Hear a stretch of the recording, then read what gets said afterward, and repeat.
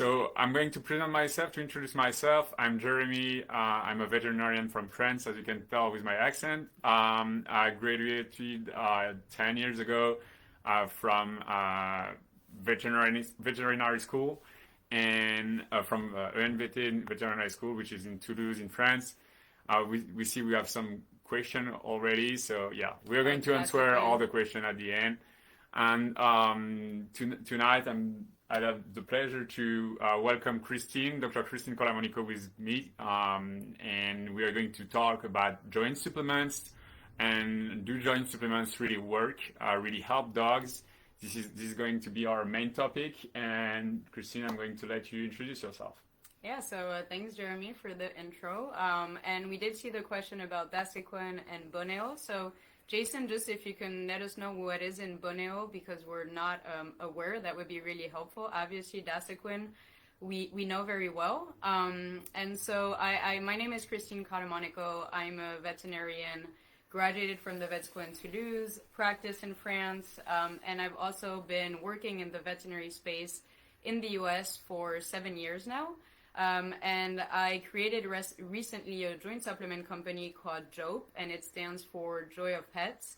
And it was inspired by my dog Pepsi, who was my childhood dog growing up, and he suffered from severe osteoarthritis.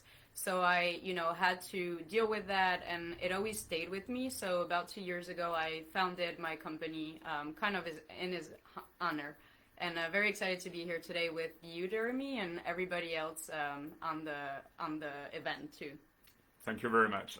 So let's start to deep dive in this topic. Maybe the first question we can answer is, are supplements safe for dogs? Can you tell us that, Christine? Yeah, so that's a very good question. Other studies done on supplements have shown that they are safe to use in dogs. What I would say, though, is that, when you're giving a supplement, you want to make sure that you know where the supplement is coming from. So, make sure you check to see the country where it's produced. And then you also want to make sure that you're giving your dog a supplement that was made for your dog. So don't give, your pup a supplement that is a human one, even if it's maybe the same ingredients. You're just not going to have the right dosing. And you don't know if they didn't add something that could be dangerous for your dog. So I would say those are just the parameters you want to operate in. Okay, when you were talking about the source or where it has been made, what do you think we should choose supplements from the US? This is what you... Obviously. Yeah. So, supplements made in the US, the reason is not just because, I love America. I've moved here from France because obviously I'm a big fan. But it's really because in our country, like in Europe and in the US, we have certain regulations in place to make sure that the product are going to be manufactured according to certain regulations. Something standards. So it's, certain standards. And, that's where you know that you're going to have something that is safe and, hopefully effective. I say hopefully because not all supplements are necessarily as effective. So that's nice topic you're tackling. Are supplements as effective as NSAIDs? We know that as veterinarians we use a lot of NSAIDs. They're helping the dogs, but we also know that sometimes it's a little bit hard with NSAIDs. Can you tell us what's the difference between the efficacy between supplements and NSAIDs? Yeah, for sure. And I don't know if any of you have ever used NSAIDs, but NSAIDs is an acronym for non-steroidal anti-inflammatory. So they're drugs that are going to basically stop the inflammation process in the body. And so, they are drugs and they do have sometimes side effects. So they're very effective. They act fast, but they can have negative side effects. And that's why if you're going to your vet and, for example, I see Jason is saying that your pup had a surgery and she broke her pelvis and scapula, so she probably took NSAIDs. And I'm sure that, when she was on the NSAID, your vet probably recommended to watch for maybe signs of bleeding in the feces because it can hurt the digestive system. Mm-hmm. They usually also do blood work to make sure that the liver and the kidneys are healthy because those are organs that can be damaged by NSAIDs. With supplements, they're natural products that are a food product and they have natural health enhancing benefits. However, they're not a drug. So they're safe to use, but they need more time to be effective. And again, certain supplements use ingredients that are just not really effective, as studies have now shown. Because we're studying supplements more and more. So it's really interesting what you're saying, because I guess one of the most common ingredients found in the supplements are glucosamine. And is glucosamine effective for dogs? Is it something that you recommend for your patient? Yeah, so, that's a very good question. And actually, Dasequin does use also glucosamine with chondroitin. Yeah, it's one of the most, widely used supplement on the market right now.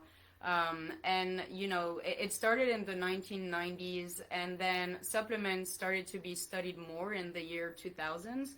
So there's a lot of studies that have been done.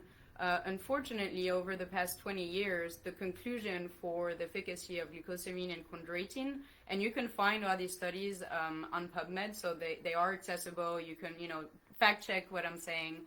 Okay. But basically, most of the studies have all concluded that, unfortunately, glucosamine and chondroitin need more studies to show efficacy. There's only one study that was somewhat positive in 2007, but it still concluded that more study needed to be done. So basically, more and more vets now know that chondroitin and glucosamine are not as effective. So why would you say that it's so much commonly used, glucosamine? Is it because of these old studies? Well, so, glucosamine and chondroitin were probably one of the first on the market.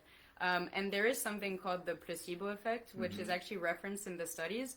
So when you give your dog supplements, it's really interesting to know that the placebo effect exists. So meaning a placebo is when you give something that doesn't contain anything, but the simple fact of taking it or like eating it is going to have you feel the effects, and you're going to feel better, and you're going to think you're better. And that effect is actually observed in dog. So a lot of people... That's really interesting. Yeah, it's not a lot of people know that, but actually... most of the people that use glucosamine and chondroitin, they're actually going to think they see an improvement, but it's not really helping their dogs. The reason we know that is that there are a lot of studies that now have been done using force plates. So it's like a big scale where you have the dog walk on it, and it measures the pressure that the dog puts on the joints. So it's basically an objective way to measure if glucosamine is effective, or any other supplement is effective for that matter. So you recommend to check mostly the supplements or the ingredients that have been that have done this kind of study, like with the first plate. Okay. And the reason I say that is because it's basically removing, the bias from like me or you or somebody, and really just looking at data to say, he's putting more pressure on the painful joint, and therefore he or she is feeling better. And so that measures and gives you an objective. It's a machine. It's a machine, yeah. Okay. So you said about glucosamine, you're obviously not a big fan, but what supplement do you recommend? What ingredient do you recommend in supplements? Yeah, so, glucosamine, sometimes people really like it and it works. And so in that case, it's great. Everybody's a little bit different.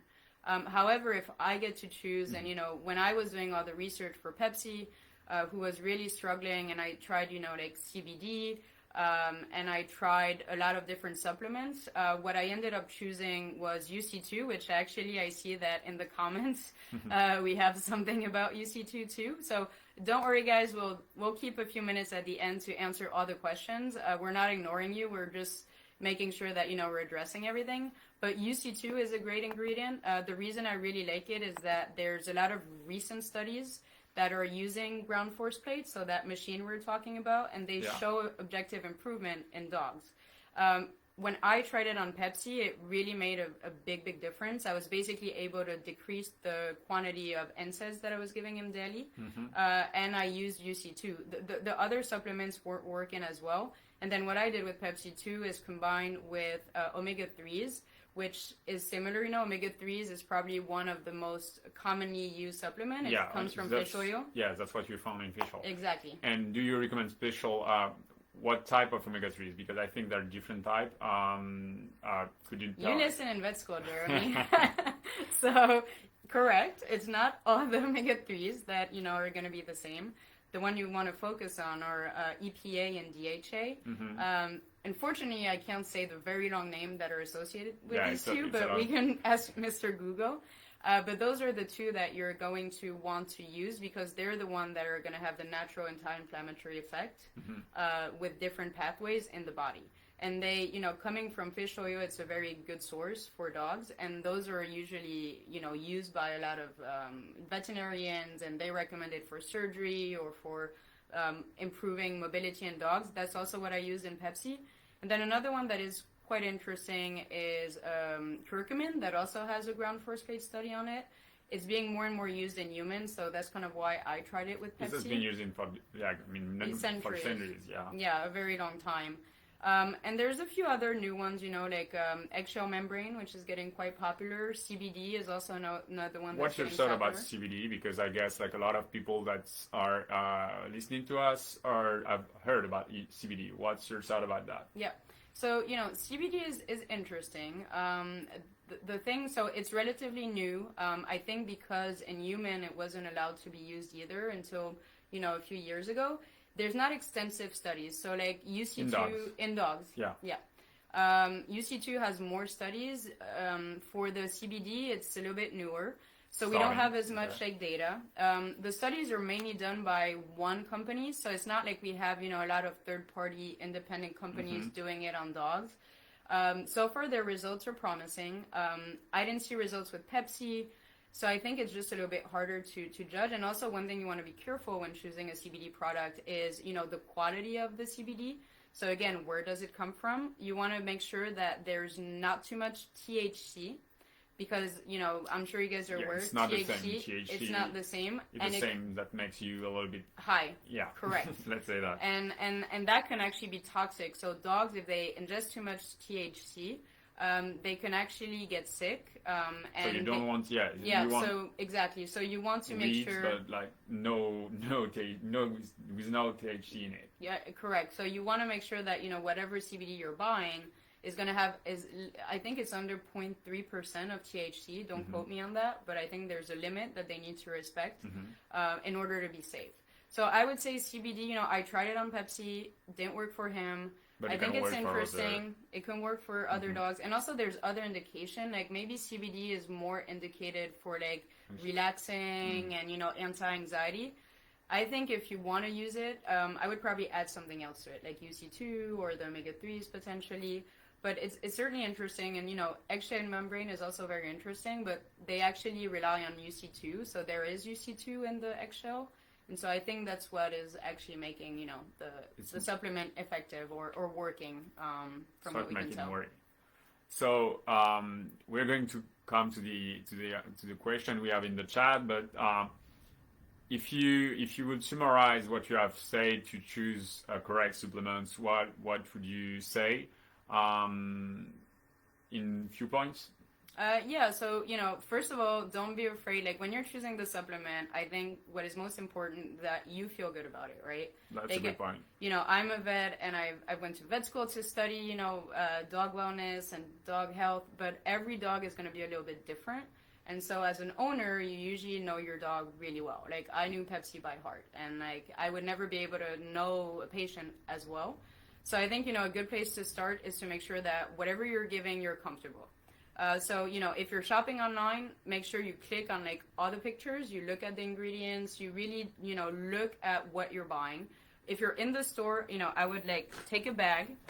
Obviously it's, my supplement, so we like it, but, take the bag. You're going to talk about it in future. Okay. Turn it around and just make sure that you're looking at the list of ingredients. You want to separate the active ingredients from the inactive ones. So they should be separate. I think honestly the best thing is to do research on like the different ingredients. Like you like a supplement, it's like, okay, let me go and look at the studies that are on PubMed. Let me see what I think about them. Asking their vet, maybe. Ask your vet, exactly. You can ask your friends, you can ask other people, but I wouldn't necessarily recommend just trusting, any ads you see, because unfortunately supplements are not regulated by the FDA, and some people just say stuff that are crazy. They can say whatever they want. Yeah, so I would say, make sure that you're looking at, where the supplement is made, what are the ingredients in there, are they organic or not, do you care or not about organic? I do, not everybody does. Is it made in the US or in Europe? Is it in an FDA, approved facility? What is the flavor? Their FDA, it's like for drugs also, but there's another like company that NASC. So you're referring to NASC. It's the National Pet Supplement Council, which basically kind of vets that the supplements are made according to the standards of the U.S. So it's a very good, institution as well to like look for. And so, I would look at that, and I would also, ensure that if your dog has any maybe sensitivities like meat allergy, not to buy a supplement with meat, which is not always easy. Yeah, but that's something. A lot of dogs are allergic to some meat, chicken. Yeah. So you recommend to choose an ingredient that has no meat, a supplement that has no meat. Yeah, if that's the case for your dog. If your dog loves meat and like that's all good and doesn't have diarrhea, like all good. But I'm just saying you should really like pay attention to what is important to your dog when you're going to choose your supplement. And if you can reach out to the client support, the customer service, and like get some info, like that's always great too. Again, ask your vet about it, and that's you were saying like to ask to the customer service. Maybe what would you say about your company about Jope for your supplements? How did you do to make Jope? How did you think about Jope? What did you do for it? Yeah, so if we can do a little bit of like self-promotion, of course, which I worked really hard to get. And we'll answer other question. But for me, what I really wanted is when I wanted to help Pepsi, it was really just about making him feel good, finding ingredients that were going to make a visible change for him. And we also wanted to have something that was healthy. So organic for me was important. So that's also what we have in our chews. Not a lot of supplements are organic. We preferred without meat for the same reason we just talked about. Like every dog could have different reactions to meat. Some have allergies to chicken. It's just like much cleaner. We were very careful also, choosing the facility that we were going to produce our chews. It's FDA approved.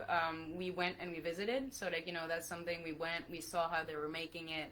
I think is very important. And then we selected, all the ingredients based on, many, many years of studies that we saw. We looked at over 85 studies. I saw the results with Pepsi, and now we're getting like great results from customers. So it's been like very rewarding and pretty awesome. Okay. Great. Thank you very much. We're seeing like few questions. Maybe go back from the top. Yeah, let's start with the top. So we are. Jason asking for a Dasequin and Boneo. Yeah, so Boneo is a bone supplement I gave Jenny when she broke up. Okay, she recovered very well. Just wondering if it was supplement or she just healed well. Okay, that's maybe hard to tell, but well, I think if I may, Jeremy, you can of course. So actually, that's a very good question. We don't know Boneo, Jason. So, if you want to email us, actually, it's Christine@PetJope. We'll write it in the comments after, but you could email us to, give us the detail of what it is. But dogs actually, it's interesting. Dogs recover really well from any like accident or surgery. They're so resistant or resilient that they're going to feel better. So, I think supplement, depending on what she took, it could have definitely helped. It could have made her feel more comfortable, better. But I do think dogs are just extremely, extremely resistant. And so they get better in incredible ways. I don't know if I would associate it exclusively to that. Probably not. I think it's a mix. Like, it's probably you caring for her. It's probably like her just, nature of being a dog and very resistant. And then the supplement, if it was a high quality supplement, that could have helped support her and enhance basically the healing. For Dasequin, that's a very good question. Dasequin is very well known. It's been used in the veterinary space for ages, but the reason is really that they were the first to market. Their studies, however, when you look at them, is not as robust as I would like it to see, and it's old a little bit. Like it's old, and also if you look at the studies and you actually look at the parameters, it's just hard to apply in real life, and so it's more of a like in lab type of study than a real life one. So I would say Dasequin, if it's working great, continue, but I would just be a little bit careful because I think the placebo effect is definitely there. So yeah. Okay. So we have Zeus, the German Shepherd boy. Zeus used glucosamine for years and recently switched to dope. Thank you, Zeus. What are the benefits of UC2 versus CBD and glucosamine in terms of benefit and side effects? So I think we probably covered that a little bit, Zeus, but just to reiterate, so glucosamine, again, if it works and you're happy with it, I would maybe say keep it and add something to it, or if you're open to switching, maybe switch. Maybe what you didn't tell to us is how does it work? If you UC2, you talked about UC2. Glucosamine are mainly have little anti-inflammatory effect, but also like component of the joints. That's mostly why they are so that is a good point. So basically, glucosamine, it's not as effective. What glucosamine is and chondroitin are, they're basically what is present in the cartilage, but in order for them to be active, you need a big quantity of these ingredients to come and kind of like repair in some way the cartilage. The way UC2 acts is that UC2 is actually undenatured type 2 collagen.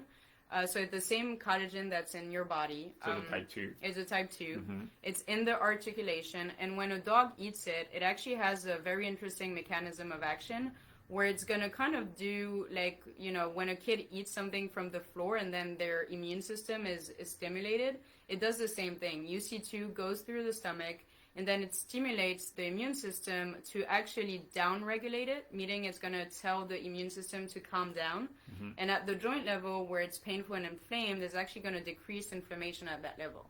So where glucosamine and chondroitin, you're just giving the body kind of things to try to build and like put a bandage. You don't stop the vicious cycle. Yeah, with UC2, you're actually stopping the vicious circle. You're lowering inflammation, and you're also giving the building blocks to help repair the cartilage. So glucosamine and chondroitin, you're putting a band-aid, you're not really stopping inflammation, you're trying to fix, but it's not that easy. And you're not decreasing pain either. And pain is, it's also, not ideal because inflammation leads to pain. So UC2, you're kind of covering more. So that's why we like it. And CBD is very interesting. It's also different. It acts on different receptors in the cells, so their effect is a little bit broader compared to UC2, where it's going to be more targeted for the joints and the inflammation at that level. That's also why you say like CBD is acting on that anxiety. Yeah, because it's going to make you feel more relaxed, more zen. It kind of basically numbs you a little bit. But it's not necessarily gonna, what UC2 does, it really helps the body kind of heal in a way. The other ones are more helping the body feel good, but it's maybe not, doing as much at the joint level. Okay. I think more studies need to be done, but that's kind of, what I get from the studies. Thank you very much. So we have a question. I believe in job and works results. Thanks you, Zeus. And what are the other supplements that we can combine with Job? So actually, that's a very good question. You can combine, what you want with Job. There's no contraindication because, again, it's not a drug. It's actually a natural product. So you could combine it with other supplements. For example, fish oil. You could combine it with the eggshell membrane we were talking about. You could combine it with, Boswellia serrata, which is another ingredient too. The only thing that you want... I'm sorry? Boswellia serrata is a plant? Is a plant, correct. Okay. The only thing that studies have shown is that if you give UC2 at the same time as glucosamine and chondroitin, you're going to have a decrease in the effects because they're going to compete in the cell to basically get to the joint the fastest. And instead of having a synergistic effect, it's kind of going to block each other. Okay. So what you want to do is actually give them apart. So you can still give them together, but you're going to want to give one in the morning and one at night so that you're adding and you're not taking away from one or the other. So there's no supplement that you can't give that you cannot give with Job. You can give them all, but just be careful if you're giving Dasequin, for example, and you want to try Job, you should give them 12 hours apart or 8 hours apart. Okay, but... Yeah. Yeah, so Jason, you can give Job and Dasequin together. Just again, give it 12 hours apart to make sure that one is not going to block the effect of the other. So we have a question from Leslie. Is Jope third-party tested? That's a really interesting question. Very good question. Actually, that's also another thing you want to look in for supplements. Mm-hmm. So Jope is actually in the process of being tested by a third-party company. The reason we didn't do it in the beginning is just that, we're two veterinarians, we're a small team, and we're working on building our brand. So, we had an approach where we're very rigorous in the quality of the ingredients we were using, our partners, and we didn't feel like, it was the first thing we needed to do. However, we're currently working on it. So if anybody, buys Jope and wants to get the results, as soon as we have them, we can certainly share that result. But the goal is to be transparent. Was it also because maybe some vets asking you? Yeah, so we also are setting to veterinarians, and that was one of their question is, do you have a third party that is vetting your product? And, we understand it. We're vets ourselves, so, we want to do it. Again, it was just honestly a kind of a prioritization, but we are working on it, and we're more than happy to share it, too, because that's what we want to do, is make sure you're comfortable with what you're giving your dog. Okay, so thank you very much, Christine. We have also a question from Nathaniel at Santos who asks, what are the immediate and long-term benefits of Jope? Yeah, so, Jope is, it's a supplement again, so the immediate benefit it's not going to happen overnight, but you're going to start seeing positive improvement within 3 weeks. The long-term benefits of Jope is really what we were talking about. So it's going to help decrease inflammation at the joint level. Mm-hmm. So, your joint is not going to be as painful because you're not going to have as much inflammation. You're not going to have degradation of the cartilage as much. And you're also going to help repair it. It's not going to cure arthritis or repair the joint completely. I want to be very clear. Because joint disease or any joint issues is something that's going to progress with time and become arthritis. What you want to stop, the progression. Yeah. It's not revert. You can't revert. But you can help basically lower inflammation, and you can help keep the joint lubricated so your dog can feel comfortable. Maybe you can answer also the question from the signs, because osteoarthritis, there are symptoms, there are signs of it. What can you see in the evolution of this sign over time? Yeah, so if your dog already has arthritis, like Pepsi, when I, started him on UC2, he was having a really hard time going up and down stairs, getting up into the car he wasn't able to do. When he had to get up, we had to help him, lift his, his hips. And so once I started giving him UC2, slowly, over 3-4 weeks, I could see that he, didn't need my help as much anymore to get up. At the end, after 60-90 days, he didn't need my help anymore. He was just more sturdy. He could, go up the stairs slowly. But he just felt more comfortable. And we still had to help him up in the car, but, he could put his two front legs on it. So it's it depends on your dog, depending on which, sign they're displaying. Mm-hmm. It could be that they're less active and now they're, going to the door to go for a walk. Maybe they weren't, as happy to come and greet you in the morning, and now they're back to coming and greeting you. So you'll just see improvement of quality of life, but every dog is going to be different. And so, that's... And if I may, I think you have something with your Jope that help you tracking this. Yeah, we use a CSOM, so basically it's a form that anybody that uses Jope, or even that just interested in using it, that you can fill out. And what it does, it basically gives you a baseline that is personalized. It comes from human medicine for arthritis, and it's a way to evaluate progress in your dog. You fill out a form at first. It's pretty quick, probably takes you 5 minutes, and then we send you a tracking form that is personalized to your dog, and you complete it every 2 weeks in order to make sure that, your dog is... It's kind of an objective way to track your dog's progress. Yeah, okay. It's better than, just saying, oh, yeah, I think it's better. It's actually, you can write it down and you can think through what you're doing. It's a grid. But it's not the force plate, which is a machine. It's not the same, obviously. Okay, thank you very much. What is the difference between dasequin and cosequin? I guess for this one, maybe I can say something about it, but it's really close. First of all, dasequin and cosequin, they're from the same company, Nutramax. Most of the studies have been made on cosequin, I guess, and dasequin they didn't do as many studies of cosequin, and the studies Christine was talking about are really whole studies about cosequin. And dasaquin, I believe it's really close from cosequin. When you compared, so you have many different products in cosequin and dasaquin. You have like with MSM, without MSM, with I think with boswellia maybe sometimes. Yeah, there are many ways, but when you take a look at the normal dasaquin and the normal cosequin, they are really close. They are like small difference in the dosage of chondroitin and glucosamine, but they're really close, and they're coming from the same company. So I would say maybe these are like more a brand difference name than a real composition difference. Yeah, so I think dasaquin is just available through the vet channel mostly, and they increased a little bit the quantities, and I think they added maybe boswellia actually in the advanced one. Yeah, not Boswellia serrata. On the advanced in the advanced formula, and so that's what they're marketing to vets. But honestly, Jeremy's right. They're basically the same product, just a different branding and a different positioning. So they're very similar, to be honest. Okay, so we have like one last comment of Zeus. Thank you, Rachel. Just for your information, Justin on his third week of Joe alone, he is able to jump on the day bed in the guest room now. Thank you very much. He was not able to do that for months, still after weeks with Joe. We are so happy to hear that. I guess Christine is. And we are. Thank you, Zeus.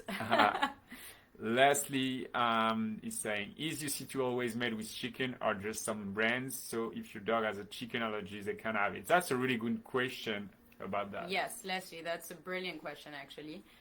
So UC2 is always made from chicken, at least because UC2, it's undenatured type 2 collagen, but it's a patented type of undenatured collagen, meaning it's made by one manufacturer. So and the process is like the process is very respectful of the collagen. So basically, they don't heat it.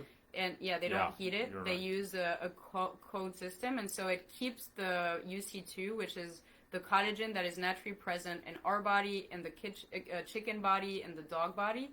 So they're actually extracting UC2, so only one type of protein. And it keeps like the 3D nature. And it keeps the 3D nature. But basically, even if your dog has a chicken allergy, because it's undenatured type 2 collagen, which every dog has also in their body, and every human have in their body, and every animal has, they're not actually going to react to it. It's very pure, and it's in very small quantity. So it's not actually like meat where it has a lot of complex things in it. It's just the pure, natural, same as in your dog's body, undenatured type 2 collagen. So it's the collagen that is in your dog's joint. So even if your dog has chicken allergy, they're not going to have a reaction to it. It's very different from like a meat. Is that helpful, Leslie? I hope. And if you have more questions, you can email us. Maybe you want to write or email in the chat. Write your email address like that. Everyone can ask you question. Christine at petjoe.com. Yep. And also just to clarify, Leslie, you're very welcome.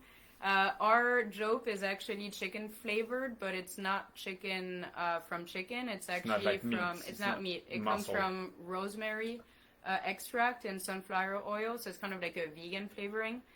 Definitely tastes like chicken because I ate them, and I am vegan. No, I'm vegetarian. It was not good, but it tastes like dogs really like it. So that's really what matters. We want to make them happy. Is there any other questions? Zeus, thank you so much. For sharing your experience with Jope. Thanks for everybody. I saw Brian too. That was very enthusiastic about Jope. So we appreciate that. If anybody has any questions, you guys can... I think we covered it all. I think we covered all. And we wanted to do like 30 minutes. Good. Thank you, Leslie. Thank you, guys. If you want to email us, I saw Jason, you also said you took off work to take care of your pup. If you guys feel like sharing the story of your dog and, you just want to share it with us, you don't even need to buy Jope. We just love to hear that, you have a dog and you care for them and what your story is. If you want to try Jope, we have a special promotion right now where you save 30%. You can get a nice email from me. You can be featured on our social media. But we just want to help another dog, and if you have a friend or something, let them know about us. Hopefully next time we'll have even more participants. But thanks again. We really appreciate it. Thank you very much, everyone. And we hope you have a good evening. Yeah. Thank you, Jason. We're glad about that. Thank you, Jason. You'll get our email and our text if you put your cell phone. Thank you guys so much. We appreciate it. So how do we close that? The technology, that's the thing now. And live video. Bye-bye, everyone. Thank you.